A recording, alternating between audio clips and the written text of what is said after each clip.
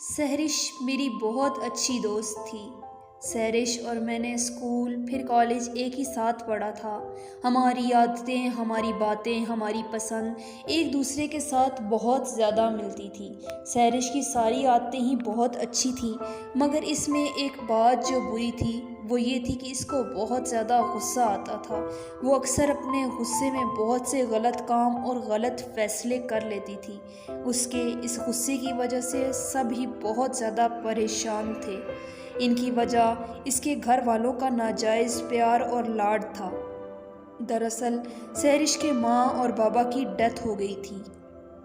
اس کو اس کی نانی نے ہی پالا تھا۔ سحرش اکیلی نہیں تھی، اس کا ایک بڑا بھائی بھی تھا، مگر وہ اچھا لڑکا نہیں تھا۔ شراب پینا، زنا، یہ سب اس کے لیے عام سی بات تھی۔ ایک مرتبہ ایسا ہوا کہ سحرش کا بھائی، جس کا نام تابش تھا، تابش نے ایک غلط لڑکا تو تھا ہی، اس کے لیے جو کوئی بھی لڑکی لانا اور اس کو یوز کرنا، اس کو کسی چیز کی کمی ہی نہ تھی۔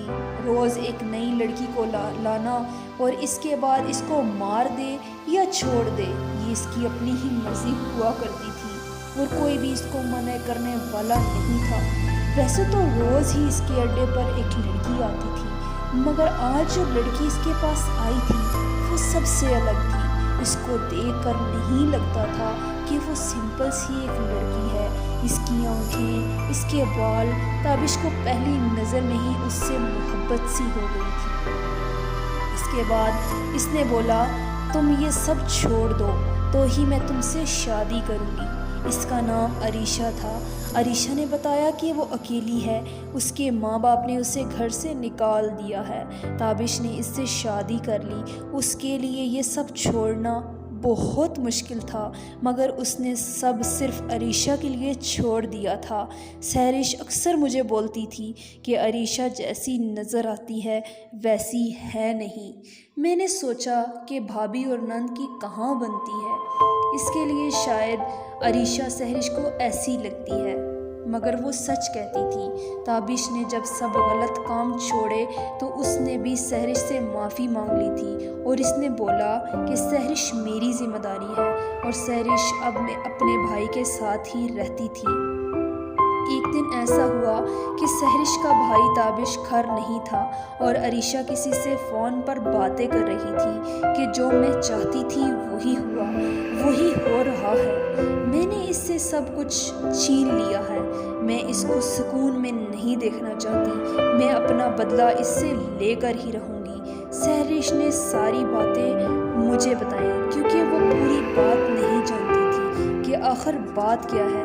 جو بھی ہو رہا تھا سب اس کی سمجھ اور سوچ سے بہت دور تھا۔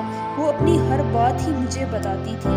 سحرش کہنے لگی کہ اگر میں بھائی کو بتاؤں تو وہ بھی میری باتوں پر کبھی یقین نہیں کریں گے، کیونکہ وہ بھابھی سے بہت زیادہ پیار کرتے ہیں۔ میں اگر بتاؤں گی تو وہ یہی کہیں گے میری بھابھی سے نہیں بنتی، اس لیے میں یہ سب بول رہی ہوں۔ میں بھائی کو کچھ بھی نہیں بول سکتی، مگر میں خود اس بات کا پتہ لگاؤں گی کہ آخر بات کیا ہے۔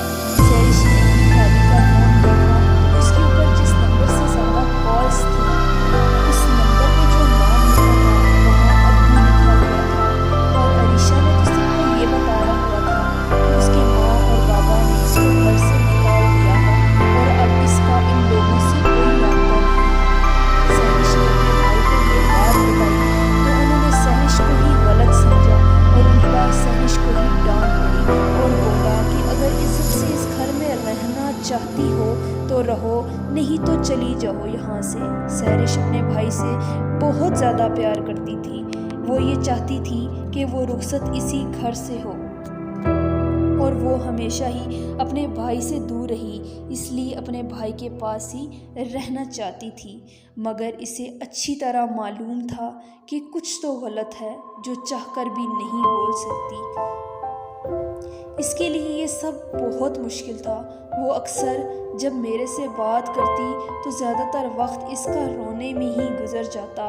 ایک مرتبہ کچھ انجان لوگ سحرش لوگوں کے گھر پر آئے۔ سحرش کا بھائی گھر پر موجود نہیں تھا۔ عریشہ ان کو کمرے میں لے گئی۔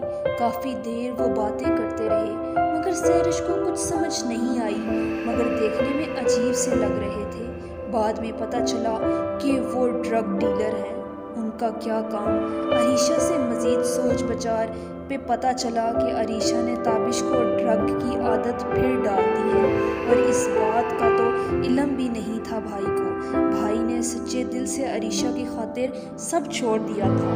سحرش کہتی تھی کہ بھائی نے ان لڑکیوں سے خود جا کر معافی مانگ لی تھی جن لوگوں کے ساتھ بھائی نے غلط کیا تھا۔ بھائی نے سب کو چھوڑ دیا تھا اور جو وہ چاہتے تھے وہ یہی تھا کہ وہ ایک نارمل انسان کی طرح زندگی گزارے، مگر ایسا کچھ بھی نہیں تھا۔ عریشہ بھائی کو ڈرگ کی عادت کیوں ڈال رہی تھی؟ سحرش کی تھوڑی میں نے مدد کی اور تھوڑی اس کی پسند کی تو پتہ چلا کہ ایک مرتبہ تابش نے ایک لڑکی کو چھیڑا تھا۔ اس نے اپنے بھائی کے ساتھ ملانے کی کوشش کی اور جب اس لڑکی نے انکار کر دیا تو تابش نے اس لڑکی کو سڑک پر سب کے سامنے زندہ جلا دیا تھا، اور جس لڑکی کو اس نے جلایا تھا عریشہ اس کی بڑی بہن تھی۔